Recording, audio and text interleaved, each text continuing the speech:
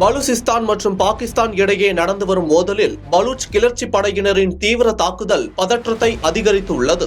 பாகிஸ்தானின் மிகப்பெரிய மாகாணமான பலூசிஸ்தானில் பலூச் கிளர்ச்சி படையான பலூச்சிஸ்தான் விடுதலை ராணுவம் தனிநாடு கோரி பல ஆண்டுகளாக போராடி வருகிறது. பாகிஸ்தான் ராணுவத்தை குறிவைத்து அவ்வப்போது தாக்குதல் நடத்தி வரும் இந்த கிளர்ச்சி படையினர் சில நாட்களுக்கு முன்பும் பாகிஸ்தான் ராணுவத்தை குறிவைத்து நடத்திய தாக்குதலில் பலர் கொல்லப்பட்டுள்ளனர். பாகிஸ்தான் ராணுவமும் அரசும் பலூச் விடுதலை ராணுவத்துக்கு முடிவு கட்ட பல்வேறு முயற்சிகளை எடுத்து வந்தாலும் அந்த கிளர்ச்சி படையின் கோரிக்கையும் தாக்குதலும் நீடித்துதான் வருகிறது. சில ஆண்டுகளுக்கு முன்னர் பலூச் விடுதலை ராணுவம் ஆபரேஷன் எராஃப் என்ற பெயரில் ஒரு கூட்டு தாக்குதலை நடத்தியது.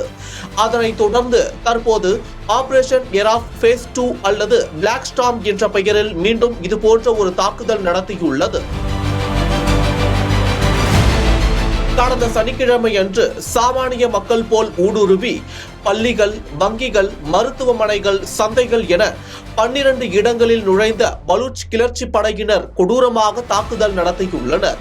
முதலில் பலூச்சிஸ்தான் முதல்வர் சர்ஃபராஸ் புக்தி 17 சட்ட அமலாக்க அதிகாரிகள் மற்றும் 31 பொதுமக்கள் இந்த தாக்குதலில் கொல்லப்பட்டுள்ளனர் என்று தெரிவித்துள்ளார்.